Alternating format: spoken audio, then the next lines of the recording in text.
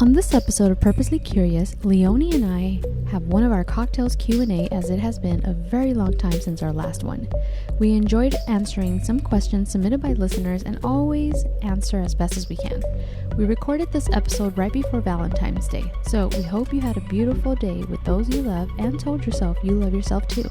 So get nice and cozy as this episode starts now. Hello, Leone. Hello, Mary. How are you? I'm good. How are you? I'm doing well. Well, how about yourself? How's everything? Everything is good. We're kind of in a little bit of a heat wave in Yes. LA. How hot was it where you're at? I think it was like 82 today. It was warm. Yeah, just about the same. Which totally is cool. I just hate working in it. But it was I like the weather. So that was nice. I had a good day. Nice. Yeah. So guys, today on this episode, I wanted to do questions like cocktails Q&A, which we used to do more frequently when we first started the podcast, where we would take questions that are submitted, Yes. and just answer them over cocktails. But I've kind of graduated to mint or peppermint tea from our cocktails. I may have been buzzed in some of those, or maybe even drunk. I don't know, Leone. I'd have to go back and listen. Made for good radio. Oh, God. Anyway, That's funny. but I did want to do some little housekeeping. Based on the Betty White, we did the episode on Betty White. Apparently, she was married 3 times. I was mistaken with my information. So remember when I said her husband proposed to her twice? Right. And she twice before the third time where she actually said yes. The reason she had is because she had 2 failed marriages, not one, prior to that. Oh, wow. So she didn't think it was the right move to get married. So I had only talked about one of them, but before the military guy, I think she had like someone that was even shorter, a really short stint. No, the military guy was the one I didn't mention. Oh, I can't remember. But I just wanted to put it out there that I got that information wrong. I was off by one marriage. Hey, it happens, you know? Yeah, it does. It's a lot of information. I mean, I think we covered a lot on that episode. Yeah. Yeah. I got a little note if you're going to mention, I'm not sure if you're going to mention it or not, but we did an episode on Black Dahlia, right? Mm-hmm. Did you listen to that link I sent you? I did half of it, yes. Okay. In the second half, they reveal something huge about that case. Of course. The fucking one I missed. Sorry. The half I missed. So we can save the reveal for another episode. Oh, well, now I want to know. Well, you want to know, but everybody else wants to know. But I think you need to hear it. So okay. Once you listen to it, we gotta like do a little update on a near future episode. Okay, let's do it. Okay. But I will say this: it's the 75th anniversary of her death. Okay. Mm-hmm. So just keep that in mind. Okay, I'm gonna have to finish that. Another feedback thing we got was that our singing in the last episode. Oh my God, I'm awful. I am the worst singer ever. That's why I play guitar. I'm like, I play guitar, I don't sing. Yeah. Well, you should have brought your guitar and played it instead of singing. Yeah. I probably could, yeah, I'm sure. But... No, I'm teasing you. So they hated it? They loved it? Well, of course they love your singing because you can sing. It was equal. We're both equals. No, we're not. You're the singer. You can sing. I know you can sing because I've heard you sing. But yes, but when I sing on the podcast, it's half-assed because I'm just half-assing my life right now. Oh, jeez. Just kidding. That's funny. So, you ready? Yes. So, Mr. Aaron Avila 706 asks, martini, shaken, or stirred, Leone? Shaken. Always. Like 007. Oh, okay. That's what he says. Shaken, not stirred. Well, I've never had a martini. Really? Mm-hmm. Fun fact. Ooh. So I don't know how to answer that. And to be honest, I don't think I know the difference between I mean, explain the question to me then, since I've never had one. So it's just the way martinis are made, I guess. They pour the ingredients and they stir it to mix it, or they put it in the shaker and they shake it. Mm-hmm. Now the question is, 'cause I like mine dirty. I don't think you're gonna like yours dirty because you and I had dinner not that long ago, and there was something you did not like on the table, and I was like, oh, okay. And it's in the What, drink. olives? Yes. Yeah, I don't like olives. Because I was going to say, if you like olives, Mary needs to order her martini extra filthy. But Dun, dun. you don't. So. And I'm trying to think back. I have friends who have ordered them, and maybe in my early 20s, I may have tried it to take a sip, Right. but I've never wanted to order one, period. So I don't know if I just didn't like the taste. Now that you mentioned that, maybe it just wasn't my thing. I just can't remember, if I'm honest. That's possible, yeah. Yeah, so I'll stick to I've never ever had one. Never have I ever. Yeah. Well, okay, so Mr. Leone, we have the Talking, again, podcast. They said use one word for each to describe your top 3 podcasts. For them, it's the sports, talk, and conspiracy. What would you say would be like top 3 to describe our podcast? Wow. Curiosity is one of them. What else? I'm trying to think. What's that word for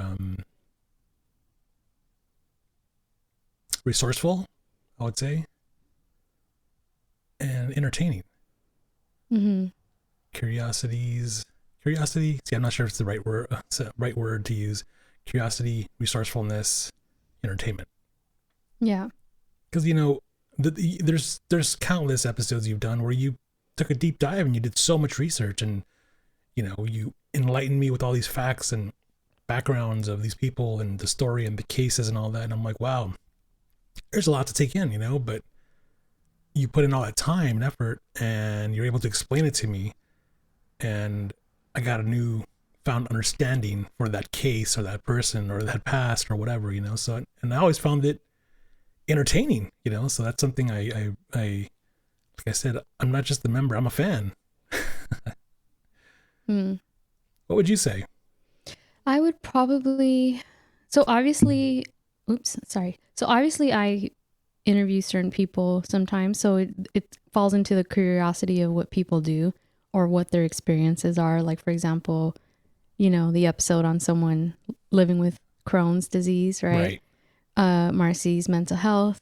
I have a few things coming up as well.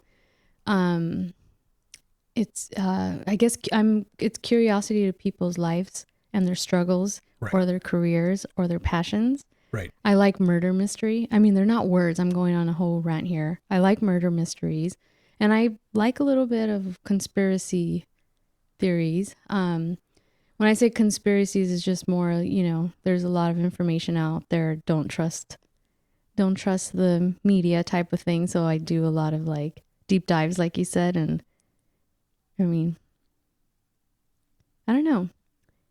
Would you say that entertainment? Oh, would that fall into entertainment? Definitely, yeah. I would say it's definitely, all the stuff you've presented has been very entertaining. So, it doesn't matter what we talk about. I always find something new that I learned that you've taught me. So, do you know which one is our most like popular episode for some reason on YouTube? On YouTube, I'm gonna guess UFOs. No, it's this CCR5 genetic mutation. Oh, interesting. Yeah, I don't know. Like I find it interesting myself too. Yeah, it's weird what people find, right, and what they decide to listen to, or maybe share. Who knows, right? Yeah. So now we have another question. Is with Valentine's coming up, what is your most memorable Valentine's gift you have received and or given? Wow. I don't think we're allowed to say that here. It's adult content only. So, just What, kidding. the best one you've Just kidding. received or given? Given probably. Okay. um, I can put the explicit on it. explicit lyrics. Straight out of Long Beach. Yeah. That's a really good question because I don't know. I don't. I don't think there's been a memorable Valentine's Day like that for me. Yeah. If that makes any sense. I mean, it's not that. It's something I always cared about. Once I cooked dinner for a girl I was dating and bought her flowers and just spend time just hanging out and just so it never went beyond that, like in the sense of like fancy gifts or anything. So yeah, I don't know. I just appreciate the little things like that, and so I don't know the gift giving thing. I don't know. Because I've never done anything big or elaborate, and I mean, who knows? The future I might. I don't know, but I haven't yet. So, but that also is because of the timing of whether or not I was dating or if I was in and out of a relationship. Yeah. So my relationships that overlap into Valentine's Day are like maybe like almost none, like maybe one or two, and that's it. And then dating a couple here or there, but that's it, So I don't have any exciting stories to report there. How about yourself? No. And did you give or did you receive any gifts that are memorable on Valentine's or no? Yeah, I mean, it's just nothing more than maybe a card and good sex, maybe. I'm kidding. Caught me off guard there. No, maybe just a thoughtful card, maybe, and it was a poem. Somebody wrote a poem for me once, and it didn't even occur to me because I'm not one for poetry too much, and I don't recognize poetry unless you tell me like, oh, that was by this person, that was by So I didn't realize she wrote it, and I was like, wow, that was really nice, and that's I think as far as it goes probably, but it was a very touching, thoughtful, personal thing, So yeah, I always value that. Oh, well, that's really sweet. How about yourself? Well, I've only spent Valentine's Day with like people I've been in relationships with. But the most memorable gift I ever received was not from one of them, but from a friend who, after a breakup, I think I had broken up maybe a year later after. Was it a year? Oh, it was like the first Valentine's, but he's like a friend, sent me flowers, like unannounced. And then in the letter, it just said that even being single as my new Valentine's Day, it was like my first Valentine's Day alone, that he felt I deserved flowers, even if it's from a friend, And I was like, that's very nice. I will never forget those. Yeah. That is a very nice. That's the most memorable one because I think as a friend, that was really nice to not be forgotten, if that makes sense. Right. So it was like the first one as a single lady, and it was really, really nice of him. So thank you, Steven. That's very nice.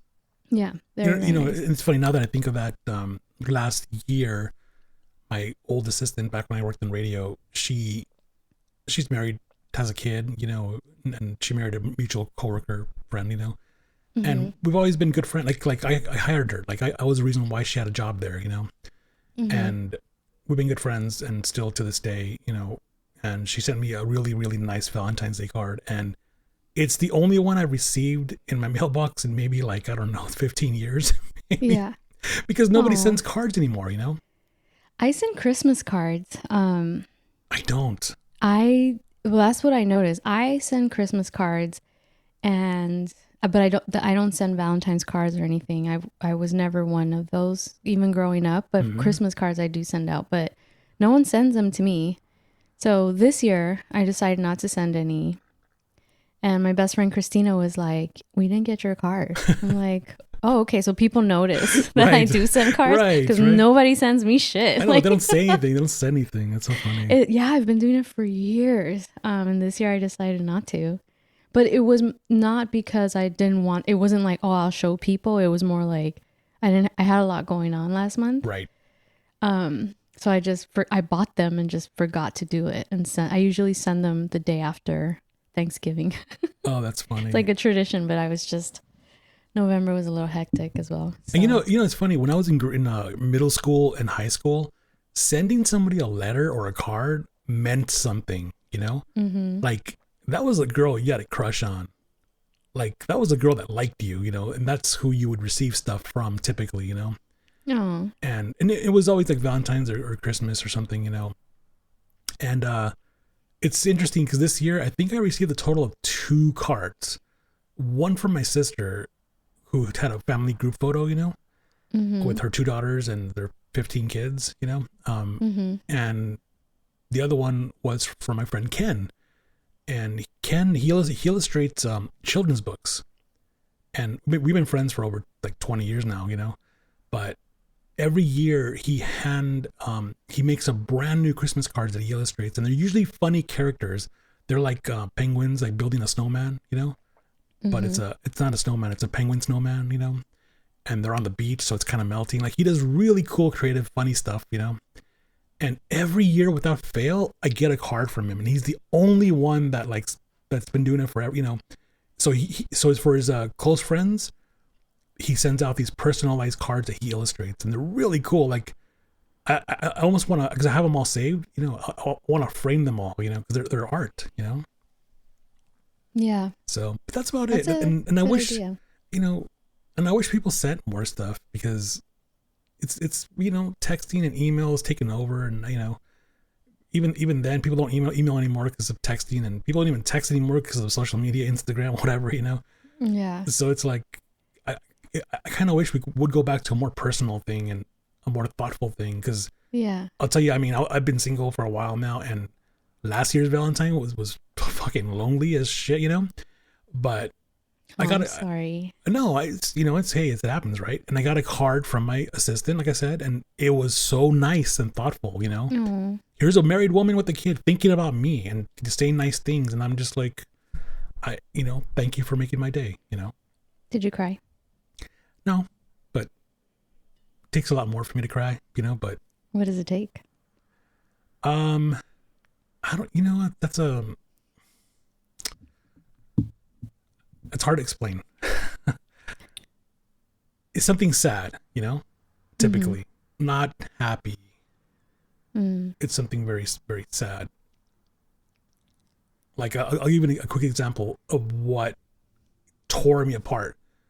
It's when I received the Christmas card from my dad 6 months after he was dead. The bereavement card? No, a Christmas card. He sent out? From my dad. Oh, shit. And I'm thinking, his birthday's in, he passed away in June. Sorry, in June he passed away. Where did he find a Christmas card in June, But he did.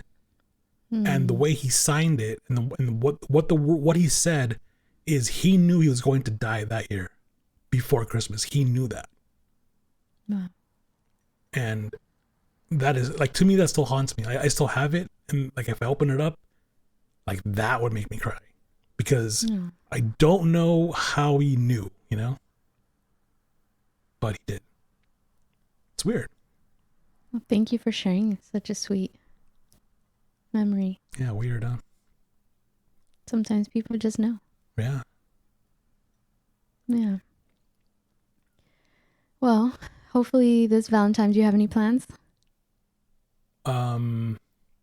No. Much like last year, no. I wish I had plans. So, if there's any single ladies listening, you could please contact me at... No, I'm just kidding. Hit them up. Right. Right. No, yeah. I just... It's a beautiful date. I hate that people criticize the day. Because you're like, it's a Hallmark holiday. It's like, I understand. I get it. But it's symbolic. That's all it is. Just go with it. Be appreciative if somebody says Happy Valentine's Day, or if they want to take you out to lunch or buy you flowers or something, Like, enjoy it. Don't for some couples, it means a lot, and I get Mm-hmm. that. That's the flame, that's the spark they need, maybe, and I understand that. Yeah. But for me, it's symbolic because, every day with the right woman, every day should be a Valentine's Day. Like there always should be that closeness, that love, that affection, that, the connection, the communication, so it's a good day. Either way, it's still a good day. And I hope people still celebrate and I hope they make the most of it. Yeah. Because if you're a couple, you're out there and you're doing it, great. Because trust me, I wish I was a couple with a lovely lady, and I could share stories, but I'm not. I'll probably be playing Super Mario Run or something, or who knows. Well, I bought my best friend. I don't think she listens to every episode, but I bought her a Valentine. I'm seeing her Sunday, like card and stuff. So I'm gonna give it to her. It's really cute. So That's this nice. is her. Oh my God, I forgot we're recording. I was gonna divulge information. Better not. Better not. Oh God, I just censored myself. Yeah. So we're gonna do Valentine Sunday. So Nice. but yeah, let's go to the next question here.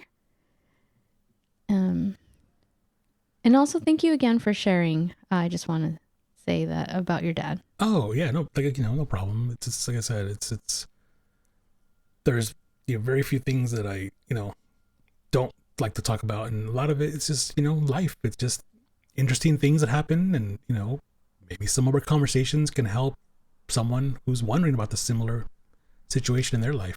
Yeah. Yeah.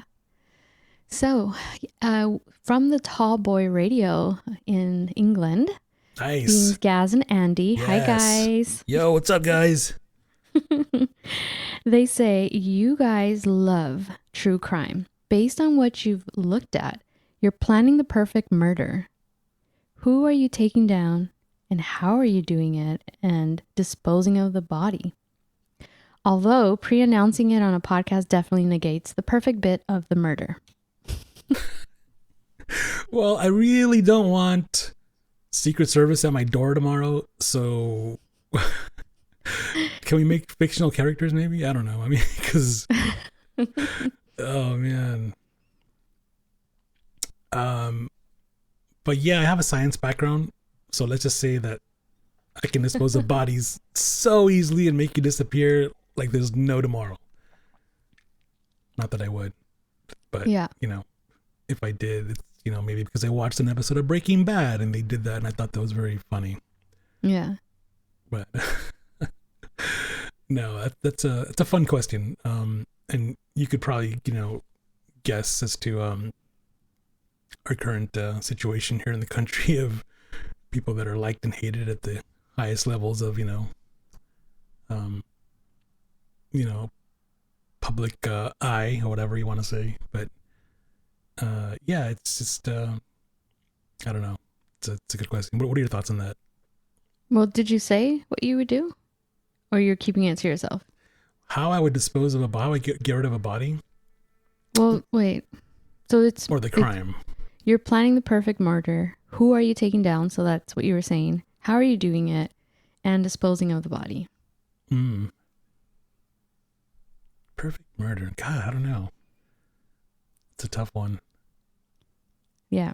I mean, I have an idea. There's so many damn poison. Like, there's so many crazy things I learned in my education in science and medicine that could kill you. So it would be poison, and you wouldn't even know, and you'd probably just think it's the flu or COVID, and you would not wake up. But then I'd have to find your dumbass body wherever your body is, and then I'd probably wrap it up in some carpet that I buy on La Brea or something, and then drive you out to the desert out there. We've been watching too much Ozark. We have a big desert, by the way. You can drive right past Death Valley, and it's a huge desert out there. Nobody comes looking for you, no matter what. Nobody goes out there, especially when it's 131 degrees in the summer. So, yeah, you might get a shallow gravesite somewhere in Death Valley. Who knows? Yeah. So if I were to answer that, I don't know who I would want to kill because I don't want to kill anyone. I killed a spider last week, and I was sad after I killed it. Do you remember that? Yes. I had to kill it because I'm afraid it's going to kill me, right? In my sleep. So then I was sad and I told Leone before our recording, I was like, I fucking killed it and now I'm sad and I feel guilty. So that's who you're dealing with here. Yeah. It's like there's garden spiders are harmless and whatever, they eat other insects, no big deal. But sometimes when you get like a brown recluse that can, sting Yeah. you and you don't feel it because it injects like an anesthetic, and then Mm-hmm. it proceeds to eat an open wound in your arm or your leg without you even knowing. And now you have MRSA. I'm like, fuck that. Spider, you're dead. Yeah, I know. I mean, But I can tell you what I would think would be the perfect way would be carbon monoxide poisoning. yeah, that could be pretty painless, I imagine. But maybe not initially. Maybe you might suffer from a migraine before you go unconscious. Mm. Um, but I would switch. I would switch one oxygen atom for that one, believe it or not. And I'll Okay. tell you a funny story. I would say carbon dioxide. Mm. So in the news a couple years ago, this is true. You can Google it. You can find it. I feel so bad because I'm a lover of ice cream, but I rarely eat it. And maybe I'll eat it once a month, Mm-hmm. so I don't go all out or anything. But these two women crossed state line. This is true, okay? It was on the news everywhere. Two women crossed the state lines to buy ice cream, okay, at some Mm-hmm. famous place somewhere in Ohio or somewhere in the Midwest, right? So they packed the cooler of all the ice cream they bought. They packed it with frozen dry ice. Now, dry ice is solid carbon dioxide. And it goes from a solid into a gas and doesn't melt. Dry ice never melts. It goes from a solid into a gas. As they were driving home, they were being poisoned by the carbon dioxide that they had in the trunk of the car. They pulled over and they both passed out and died. Mm-hmm. How crazy is that? Like all they had to do is crack a window open. But the carbon dioxide filled up the car and it just made them sleepy and they passed out and gone, dead. Yeah. Wow. Sad. But yeah, carbon monoxide's pretty gangster though. Yeah. When you gotta Well, hook it up to the car exhaust, you know? or there's gas leaks on the pipes. Yeah. Yeah. It's doable. Jesus. Not that I thought about it. Yeah, right. It's one of my biggest fears. I don't want to die of that. So. That's funny. Mm-hmm. Another question is, what books are you reading? Since I know you like to read, does Leone read? I don't know how to read. No, just kidding. I'm reading a book right now. It's called I Don't Know How. And it was actually written by one of my former boss's colleagues at Caltech. And the book is about the universe and everything from the Big Bang to how we perceive space and time and the curvature of the earth and it goes into the what do you call the flat earthers, the people that believe the earth is flat and all that. So it's a very fun book, but it's very technical at the same time. Mm-hmm. So like sometimes I'll like pull out a piece of paper and do some math and I'm like, oh, I understand what it's saying. So it's pretty technical, but it's very nice because it goes into all these science concepts that like there's no time to study them in school. They just kind of mention it. They're kind of like, oh yeah, you know about this and spooky actions at a distance and antigravitic force, whatever. And you're like, okay, but this book goes into detail and how you can apply it, use it, learn it, etc. So it's a little nerdy. It's a little nerdy right now, but that's where I'm currently at with that one. And I'm also reading a second book. Speaking of true crime, because those guys over there in the UK asked about true crime. Mm-hmm. I'm reading a book by Robert Souza. He's the LAPD detective who investigated the Laurel Canyon murders. Mm-hmm. And do you remember that case? Yeah. The serial killer was it the late 70s? It was in the 70s, but it was with John Holmes, the porn star. Mm-hmm. I don't know if you remember the 4 people were found dead. They called it the 4 on the floor case. So it was a fancy house up in Laurel Canyon. They think it was a drug deal gone bad. So 4 people were found dead, and it's the first time in history that a video camera was used to document a crime scene. Mm. So, and it was actually Robert Souza who documented it with his partner.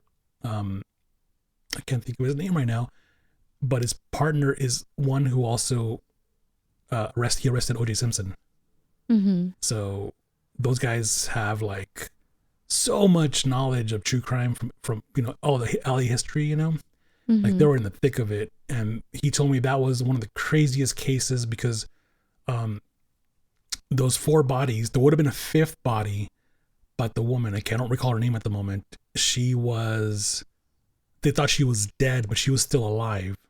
Mm-hmm. They found like pieces of her brain on the ceiling because the matter of the guy who killed them used like a pipe, and every time he would hit her on the head and bring the pipe up, like pieces of her skull and brains went up to the ceiling, So it was very graphic. There's blood everywhere. And the crazy thing is he escorted her on a plane one day to testify, to like, and this woman's missing half her skull. Like she has to wear like a helmet for the rest of her life, Wow. And she was young back then. She was 20, 21 years old, hooking up with these young guys who are into no good. But it's a crazy case, and that's like that's the one I'll read about, because there's a lot of behind the scenes stories. It talks about the drug kingpins in LA, which I never knew about, like the history of how drugs became a big thing in LA, and who were the drug kingpins at the time. And one of them was a hot dog vendor, a hot dog stand vendor. Like he went from selling hot dogs to becoming the biggest kingpin, like selling drugs to every like mafia celebrity, everything. So it's a crazy story. It's a crazy book. But I think the best stories are the ones about John Holmes because everybody knows him as a porn star. He died of AIDS, but he was so stupid because he was given so much money, from making porn and all these, he was, that he was like, nope, I got to go back to my life of crime. I got to go sell drugs. I got to go, rob people. And it's like, why, dude? You're making thousands a day back in the 70s. It's like, you're filthy rich, So it's a crazy story. If you want to know about that case, I'd recommend it. Yeah. So you're reading 2? Yeah, I'm reading 2. Yeah. I'm reading a romance novel right now. It's called The Happy Ever After Playlist by Abby Jimenez, which is the 2nd book to a series. And I have the 3rd one lined up already. And I really like it. She's really good. When you say a series, is it like the story continues in 3 different books, same character, same story, or? Not the same story. So it's almost like the first book is with the character Kristen, and then how she's finding love, and her best friend is Sloane.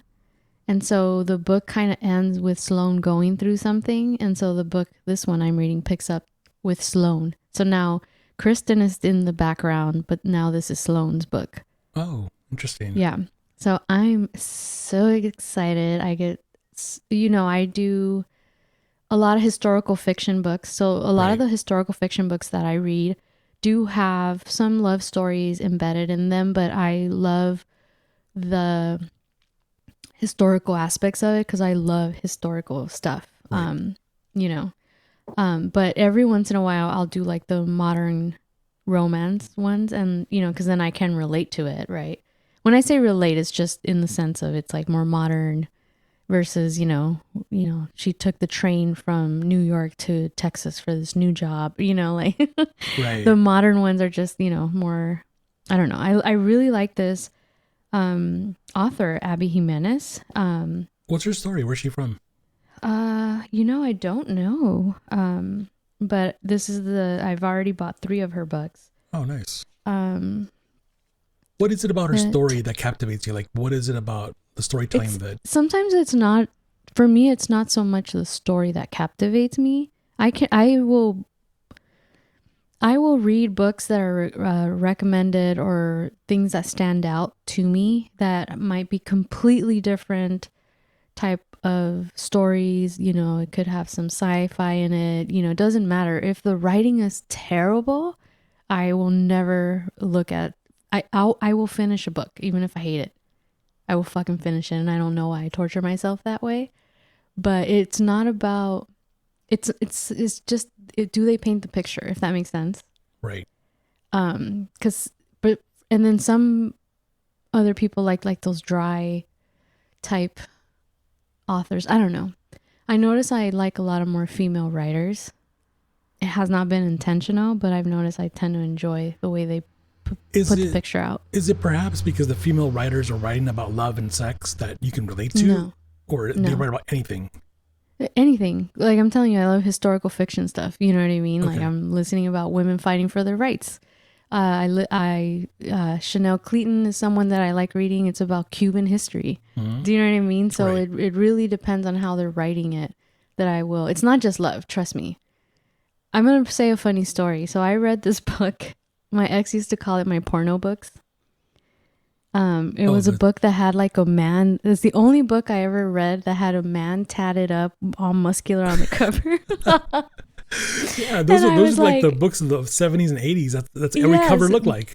But it was like a modern take of this. This was like 5-6 years ago, and I had, you know, the cover was a buff like biker dude, but he had like no shirt on, you know. And I was like, oh, I'm going to go get my nails done. And I took the book out and he's like, you're reading porn, aren't you? And I was like, it's not porn. Like, I mean, yes, there was a lot of sex scenes in that book. You're like, they're making love, okay? So I do like romance, but it's usually I stick to like the historical fiction type books is what I'm getting at. Sometimes self-help books, but I'm growing tired of those.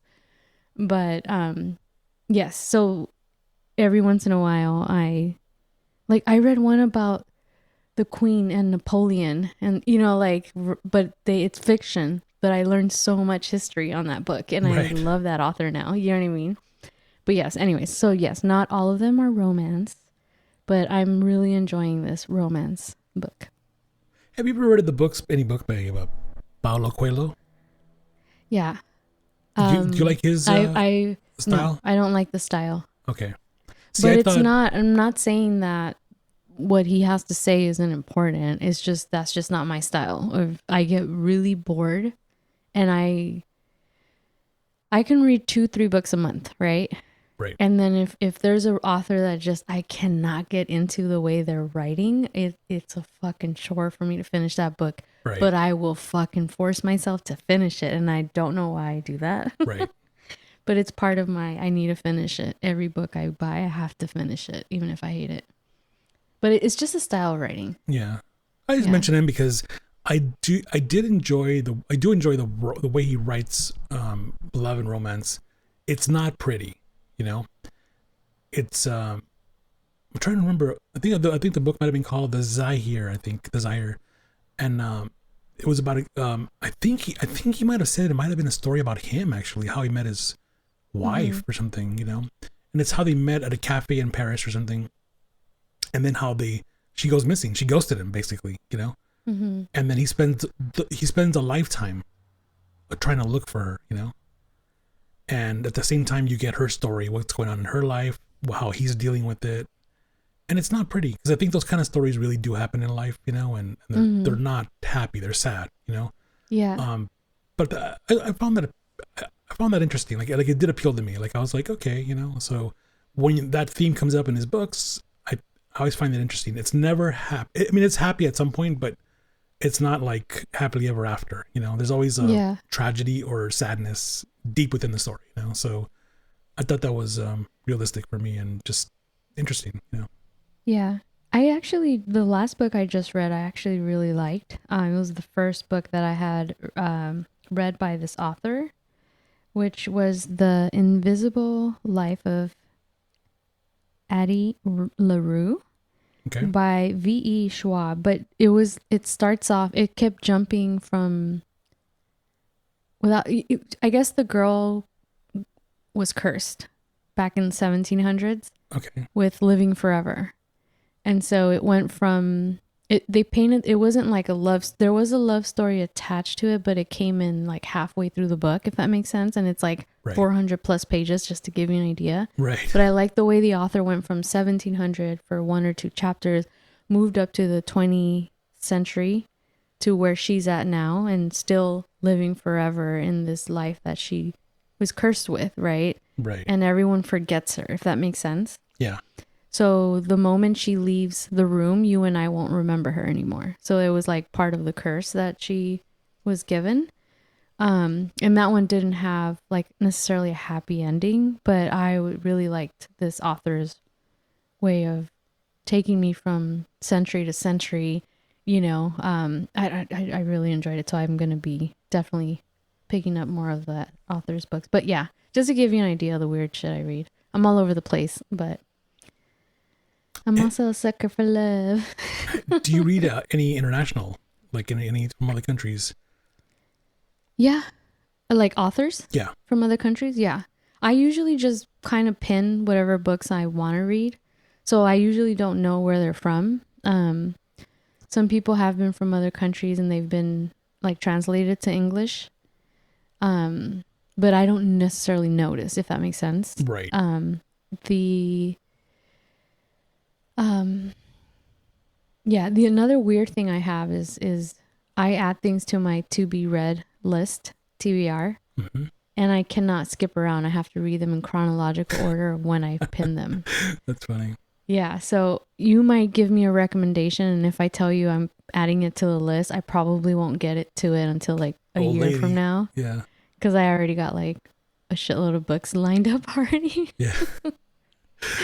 But anyways. You know, one of the best things I did for me, and it was at the recommendation of my parents, was to keep taking Spanish classes. So I took Spanish literature classes in high school and in college, you know, and that opened my mind, exposed me to my favorite authors. And none of them are American, you know, it's all, you know, I'm talking about books by Federico Garcia Lorca or Miguel de Unamuno or Gabriel Garcia Marquez, you know. Some of the books they've written are amazing, especially Unamuno's book, I think I told you about it one time, Niebla.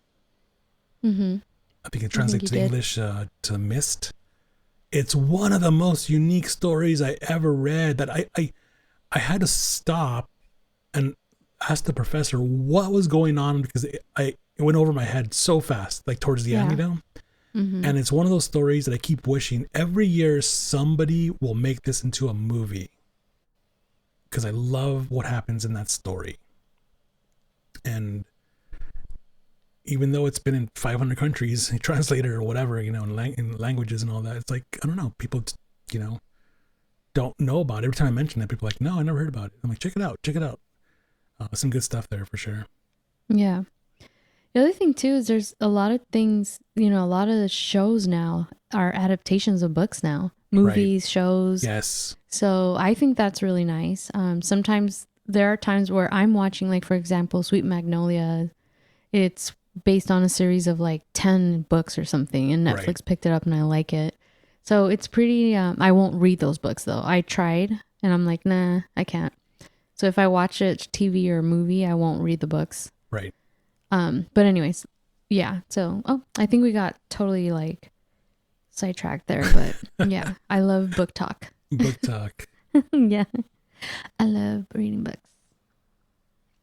But I hope you guys found this episode kind of nice to have a few questions that we can just kind of chit chat and talk about. That's it? That's it. Yes. What? Yes. Did you expect more? Yeah, I did. Okay, you get a freebie. You get to ask me a question, and I will ask you a question. God, a freebie. Put extra credit. Put me on the spot for extra credit. I'm like, I don't even know what to ask you.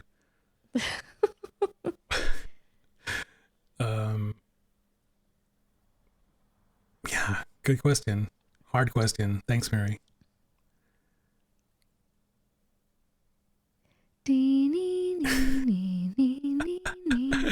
Oh no. No pressure. No pressure. Okay. Since it is Super Bowl weekend, since your team is not going to be playing, I need to know, and I need to know because I was once a fan of your team for a specific reason, and you can probably guess why or who, but I want to know how you became a fan. No, how you became a fan of that team. So I have okay. So obviously in LA, we didn't have a team for decades. Right. So, I think we had the Rams and the Raiders. Yes. They left. Yes. So we didn't have a team for 20 something years. Right. So at that point I was neighbors with my cousin, my cousins, and me and one of my cousins would kind of do the opposite of what my other cousin wanted or liked. Right. So he was a Raiders fan. So at the time, us not having, Raiders were in Oakland. We were like, well, the closest one will do the opposite, which is the 49ers. So as a kid, I just liked 49ers, and I'm not one to jump ship, period. And that stands on loyalty. Right. Because I'm a loyal ass person. Okay. That's why do not message me why the fuck I'm not an LA fan of the Rams, who just fucking moved out here 2 years ago. Okay, guys? Same with the LA Galaxy. I'm a fucking LA Galaxy fan. Don't fucking message me. I hate guys who do that shit on Instagram. I don't give a shit if their LAFC is in downtown LA. I've been following the Galaxy since 1996, and it's loyalty. I will not jump ship. So I went on a total rant, but I get those messages so much. Yeah, tell them. You've been following the Galaxy since that guy from Melrose Place used to play on that team. Oh my God. Anyways. Remember, wasn't that Elizabeth Shue's brother? He used to play on that team or something? No, I don't even remember. Andrew Shue, whatever his name was. Elizabeth Shue. She's in I remember Cienfuegos. Kid. I'll tell you that. Cienfuegos? Mm-hmm. I remember Kobe Jones. Mm-hmm. That dude was badass. Mm-hmm. But yeah, so that's why I like the 49ers. I won't change, so don't even go there, guys. Because you were a kid and your cousin got you into the team. Yeah. Okay. So now I get to ask you. Oh, but let me tell you though, I was once a 49ers fan when I was in high school for a brief period because... You were dating a girl? No. There's no fun history of me ever dating a girl and being into the same things they are. Like there's never... It's like, I can't explain it. Like it's a coincidence if we like the same thing. Mm. But I never did like, oh yeah, I used to watch it because of her. It's like, no. I don't know why that is, but it just is, I always find somebody who's not like me, Like, yeah. I fear the day I meet a girl who's like me. Like, that would be the end of my life, I think. Why? Because I would just be bored. And I would just be like, fuck, really? It's better. I think it's better to date people that aren't like you, because then you learn a lot from each other. That's exactly it. I mean, obviously there could be things that are annoying, right? Right. But I think that's all fun. The fun part about dating, and I don't know. That's just me. Yeah. So back in the early 90s, there was a player on your 49ers team that the NFL feared. Every team feared. In fact, they called him the West Coast Reaper. Do you remember that player? Mm-mm. Not the nickname. See, it's interesting. I brought that up the other day and to my friends who, follow football, and they're like, I don't remember that name. And I'm like, oh yeah, he was called the West Coast Reaper. That's like not just San Francisco, no, the West Coast. This guy was a badass player. His name was Ronnie Lott. Mm. He played safety and linebacker for the 49ers. Like, if you were a receiver, like, you were afraid to catch the ball because that dude was going to hit you. If you caught the ball or not, he was going to hit you and hit you very hard. So that right there was my inspiration when I played high school football. Like, my coach said, this is how you're going to hit. Study him. This is how you're going to hit. This is we're going after intimidation, not just stopping the ball, but we're going after intimidation because you're going to hit him so hard that he's not going to catch it for the rest of the game, because he's always going to fear you're coming for him. and that was our defense, and it's because you know how big I am, you know how tall I am. I was one of the smaller guys, okay, on defense, okay? Think about that. I mean, we weren't all just little kids playing. We were all, like, I'll show you a team picture someday. We're all pretty big. And to be big and fast and hard hitting, pretty scary, And that's how we won. That's how we went undefeated, But he was a role model. He was just like, that's the way to do it. And crazy thing is, the very next year, they put in all these rules. You can't go head first. You can't do helmet to helmet. You can't do spearing. You can't, So that changed the game a lot for us. And of course, that's the same for the NFL, A lot of players can't do that in the NFL. They get flagged and some of them get thrown out of the games. And it's happened in the last few games. But yeah, that was a brief stint for me. That was like the last time I was a big NFL fan, was right there. 49ers, Ronnie Lott. Oh, interesting. Well, And now I know fun fact. now we have the Super Bowl in a few days here. First time, well, not the first time in LA, because the very first Super Bowl was in LA, 1967. So we have another one with an actual LA team. So that'll be fun. It'll be fun to see how that plays out. Whether or not they win, I hope they win, just because it's LA, But yeah, I hope the Bengals win. No, we don't. You don't speak for me, Leone. Oh no, I do. No, you do not. Whose house? This is Ram's house. Leone does not know that side of me. I'm Whose like, house? first of all, Ram's Leone, house. No, you do not speak for me. I will stand my ground. Yeah. No, you know what's exciting for me? The game, because I told you, I don't know if I told you, I don't really watch these games. I only watch like the end of the season or playoffs, Mm-hmm. But my friends, drive me crazy. There's like, oh yeah, whatever, it's like cool.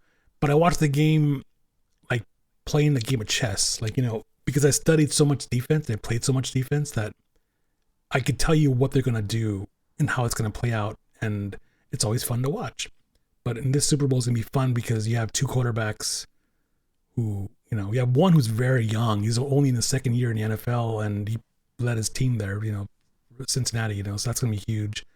And the other one, got traded, 13 years later, and he made things happen, and so it's going to be an exciting game no matter what, I think. Yeah. Because I'm tired of Tom Brady. I don't want to see no more Tom Brady's, no more dynasties. It's just like, it's boring. It's like, great, New York versus New York, awesome, Now we actually have like, a West Coast team and an East Coast team. So I'm like, finally, And whether it would have been the 49ers or the Rams, whichever, I don't care, it's still a cool matchup. It's West Coast, East Coast, Yeah. So your question, Mary. What would I ask you? Yeah.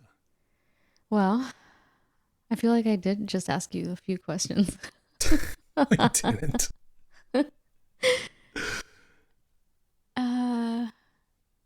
Bonus round. Ding, ding, ding. All right. From your podcast, who has been the most memorable celebrity you have interviewed? Oh, wow. That's interesting. That's an interesting question. I don't know how to answer that. I think, wow, that's really tough. It's like asking like which one of your kids is your favorite, because we're approaching our 300th episode, by the way. Mm-hmm. We're at 298, so we're a couple away.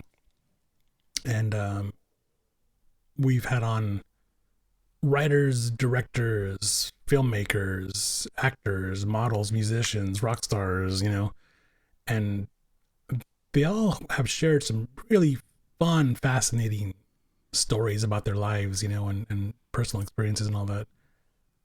I think for me, it has to be probably Elvira, Mistress of the Dark, because she's in her 70s, or she's, I think, 70 now. I think she's 70 or in her 70s. She's still doing her thing. And she still looks the same. And she still wears the same black dress and the black wig. And, Mm-hmm. she's still a persona. Like, she's got her product line of everything, of makeup and handbags and wardrobe and all that, so but she was around, people forget she was around doing this in the late 70s, early 80s, and Yeah. even before then she was hanging out with Elvis, when she was 17, so she was on K-Rock. She was a K-Rock DJ in the 80s, before she was on TV, so Yeah. she did a lot. Yeah. So I think listening to her stories, because if you're a kid and you watch her show on Sundays, your parents would let you watch it because they knew it was not going to be scary or terrifying. It was stupid funny, it was goofy funny.